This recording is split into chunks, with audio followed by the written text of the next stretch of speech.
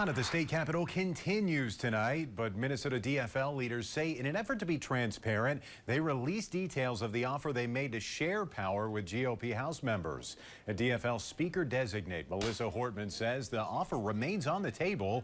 It would give Republican Lisa Demuth the role of speaker and allow Republicans to chair all committee hearings. However, House Republicans started the session this week without their DFL counterparts. This all comes after a DFL member resigned last month due to a residency challenge, giving Republicans a majority until a special election next month. So the two parties have been at odds over how to proceed, with DFL House members still boycotting the start of the session.